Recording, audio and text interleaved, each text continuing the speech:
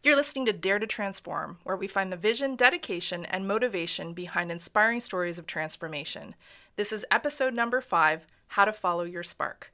I'm your host, Angela Harris, founder of Work of Heart, bringing you a Missing Link Technologies production. My guest today is someone who is truly passionate about empowering women, who is well known in our community, and who is an absolute ball of positive energy.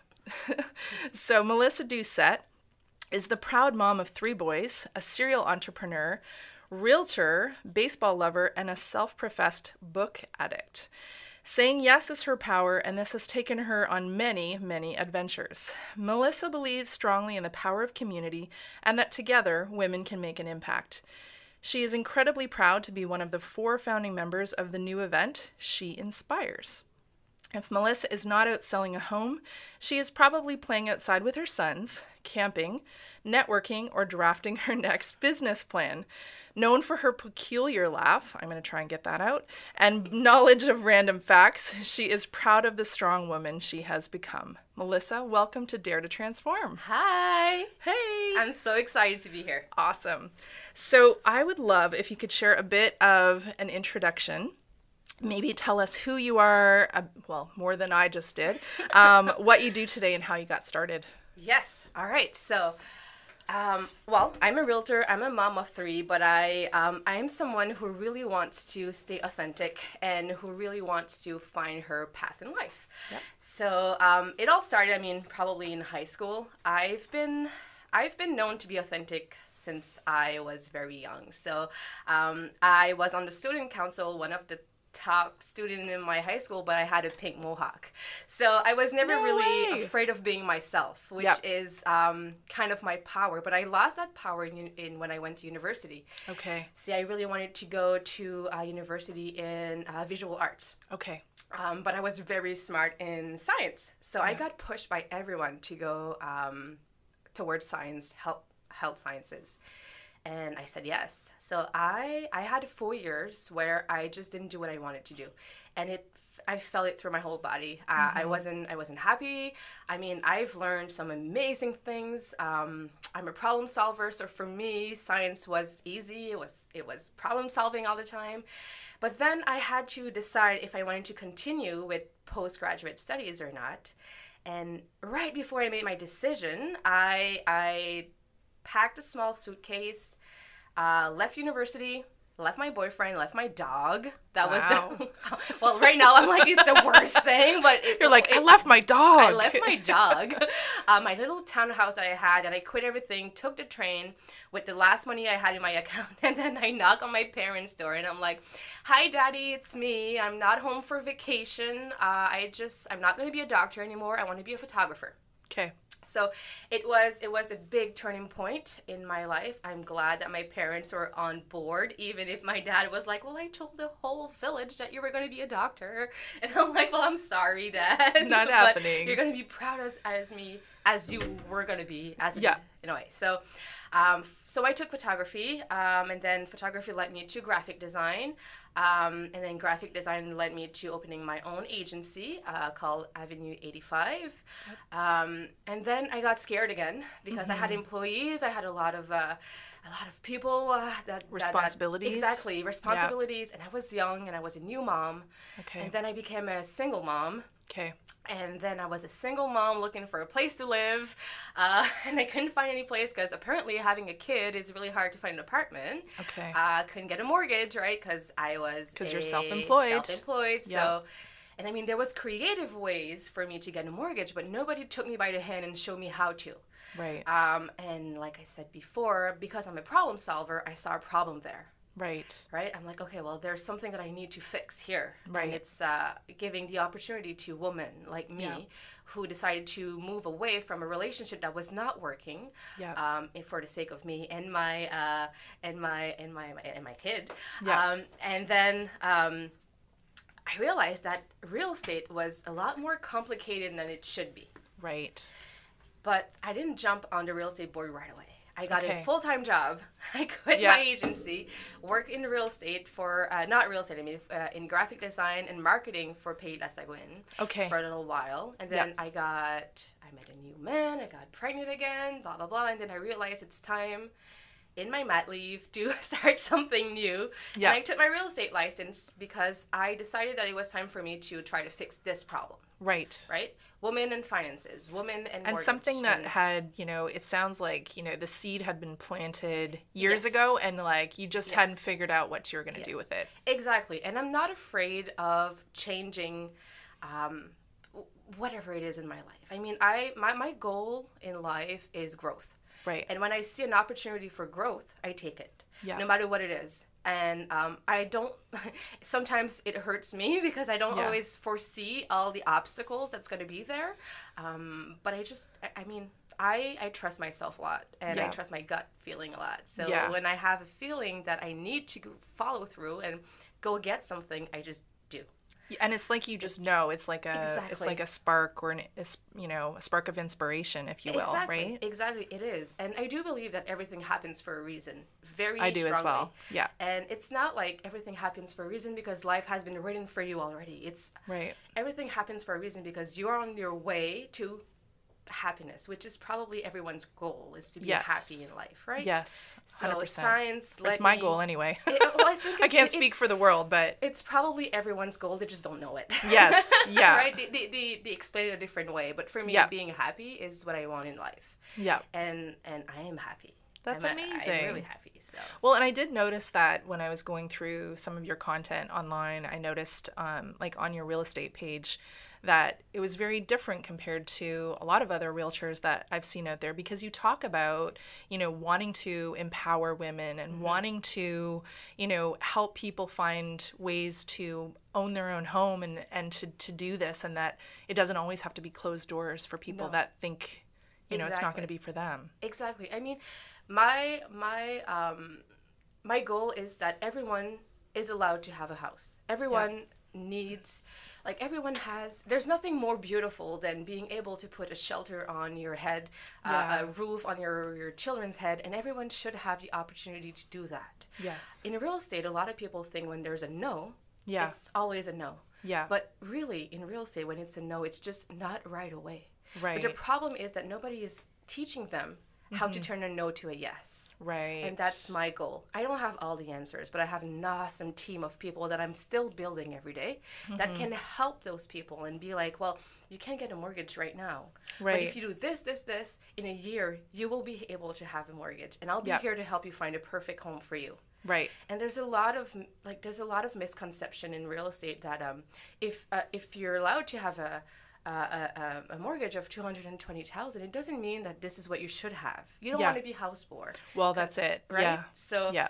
we need to see how much you are able to put in a house. Right. And a lot of people also see like owning a house as an investment.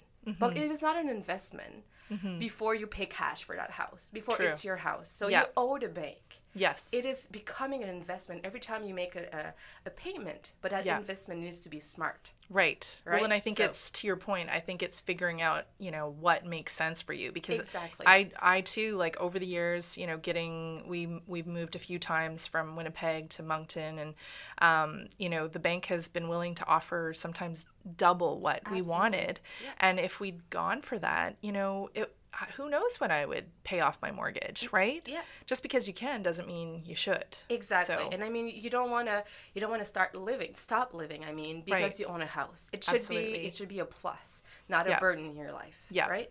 And that's why I'm really, really, really strong on building relationships. Yes. Because it's not just a contract with me. It's a relationship. I want to teach you something. Because if I do something without a purpose, Right. I have absolutely no reason for doing it. And I'm going to go to bed at night feeling empty myself. Absolutely. Right, Well, and I so- think you're like, we've had a few conversations about this, and I think for you, it's not just about, trying to sell a house and like get your commission and like move on. No. You want to build a relationship with your customer and make sure that they're getting what you want, what they want, you get what you want. I mean, Yes. at the end of the day. Absolutely. And making sure that they're happy at the end of it too. Exactly. So still, quest to happiness. Exactly.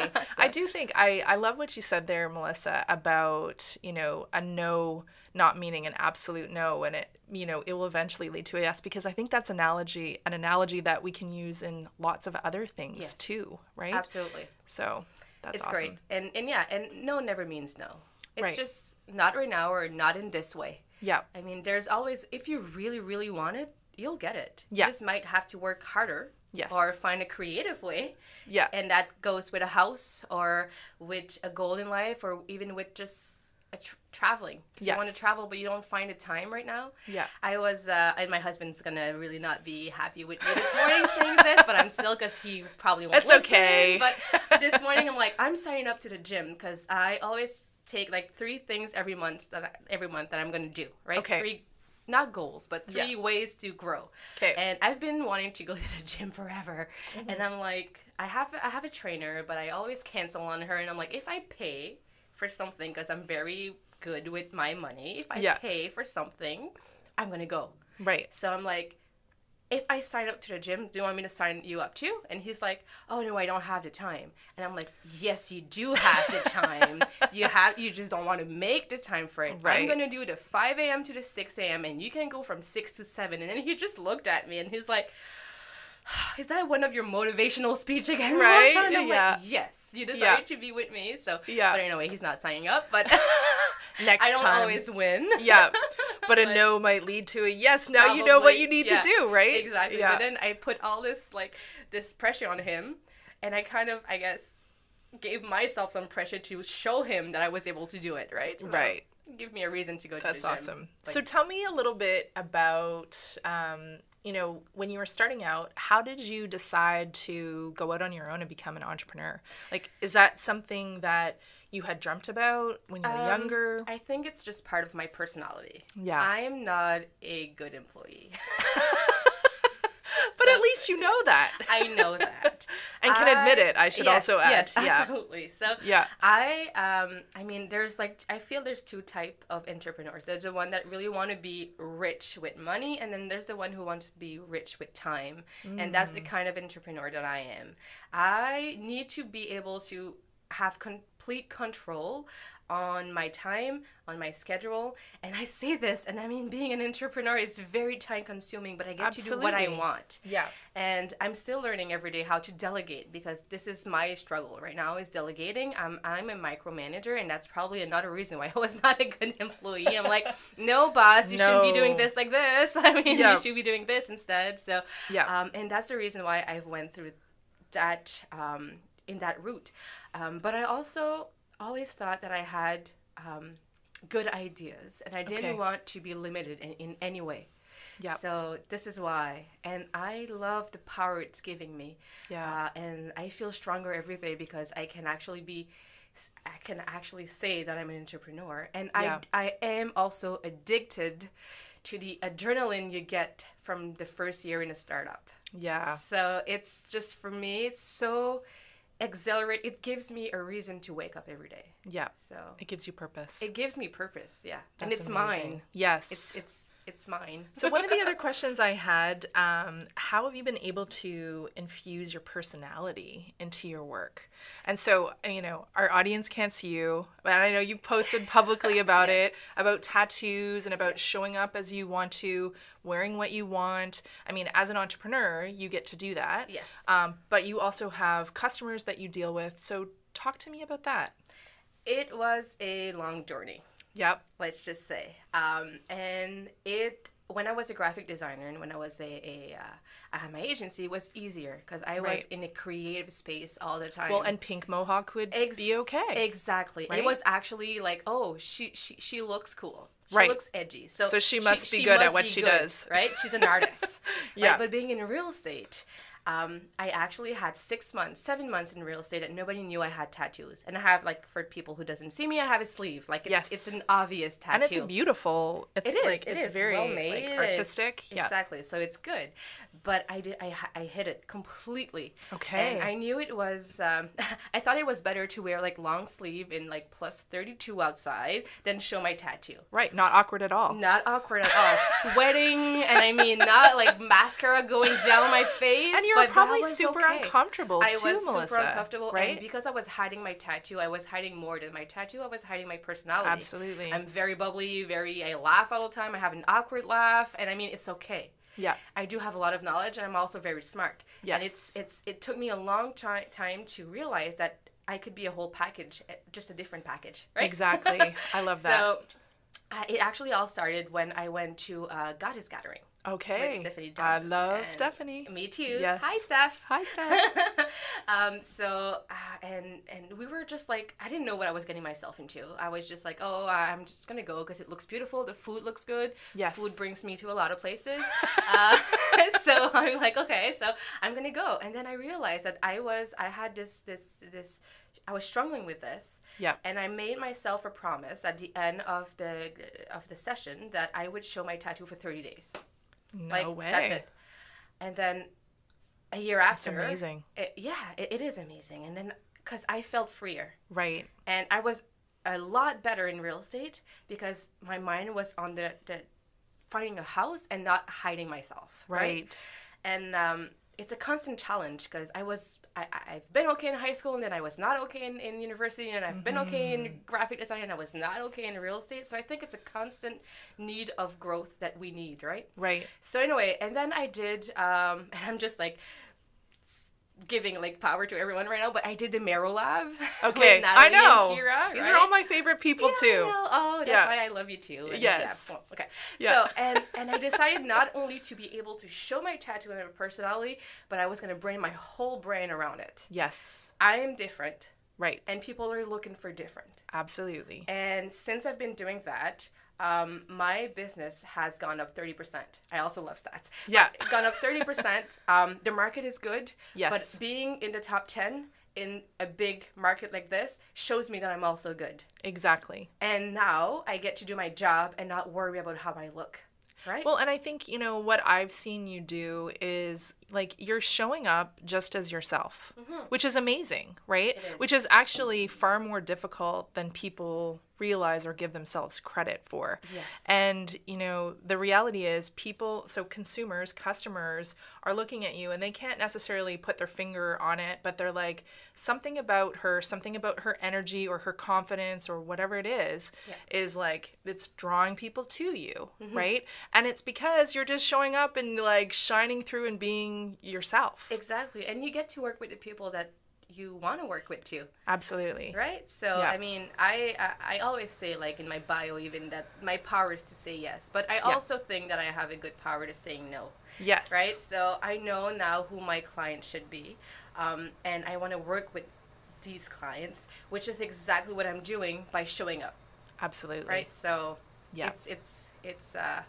it's already preparing my clientele without even knowing, just by telling them this is who I am. And if you're not ready to work with this, well, I'm not ready to work with you either. It's a match. It's a match. 100%. Yeah. So I'm going to quote you. Okay. Yeah, a Melissa Doucet quote. A woman alone has power. Collectively, we have impact. And so I want to talk about your newest venture with some other local women called She Inspires, which is coming up. Yes. And I'd love to know a little bit more about that, where the idea came from, and what it's about. Absolutely. So I'm part of a little mastermind group with 3 other women that are absolutely amazing. And we've been meeting every 2 weeks for a while now, and then just talking about our ups and our down and gratitudes. And we were able to lift each other up so easy in an hour. Like, we schedule an hour every 2 weeks.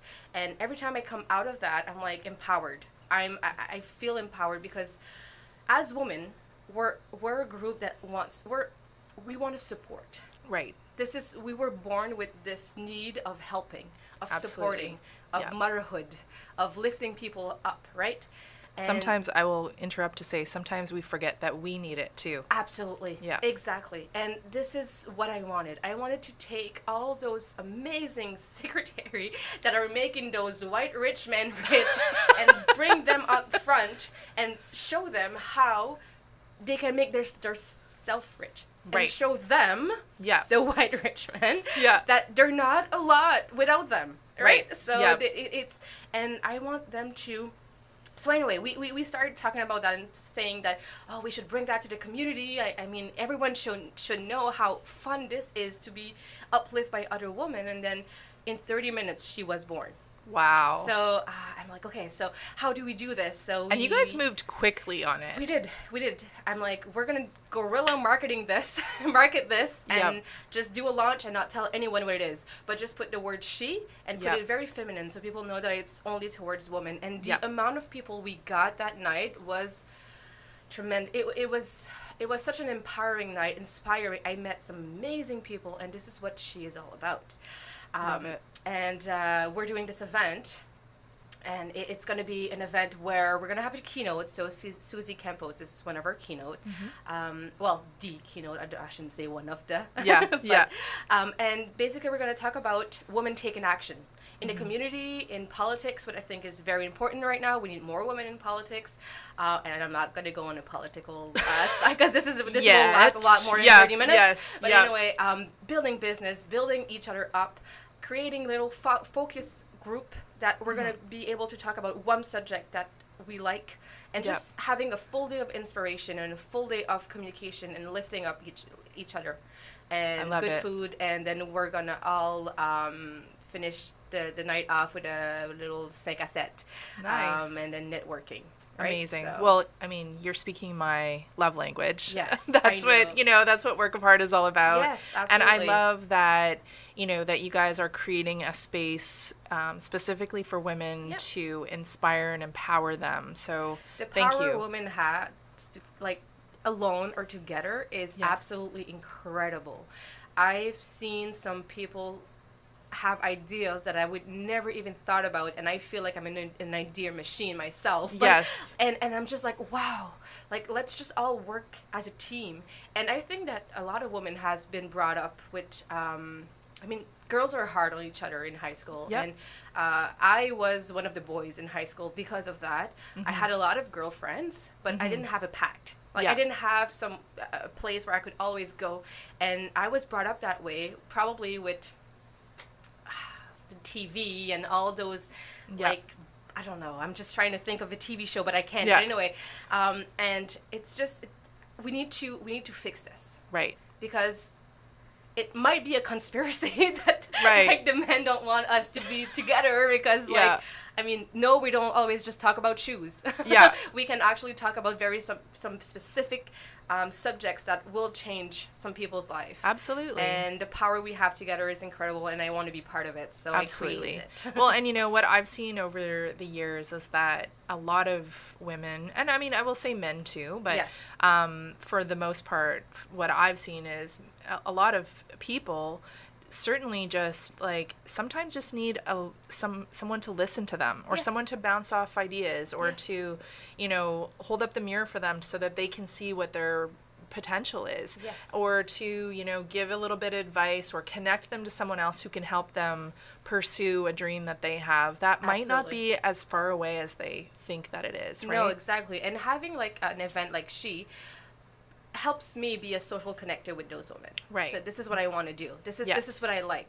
Okay, so I want to open a business. I don't know what to do. Well, I opened 4 business. Let me help you. Right. This is going to happen that day. Yeah. I can't wait to see what the product that we're going to finish with at the end of the day. I think it's going to be marvelous, and I can't wait to see the relationships that are going to form and then continue on. And I feel kind of a mom and all that. I see that with my children and building them up. Yes. And I'm like, oh, look at the beautiful product that I created. Yeah, right? That's amazing. I love that. So this is really what I want to do. And this is also what the co-founders want to do. We all had the same idea, and it just worked really well. I love it. Yeah. Okay, so you said that you were an idea machine. Yeah. I feel the same way. Yeah. When people say that they have no ideas, I'm like, what? I'm like, I need more time. I have so many ideas that I just don't have enough time to execute them.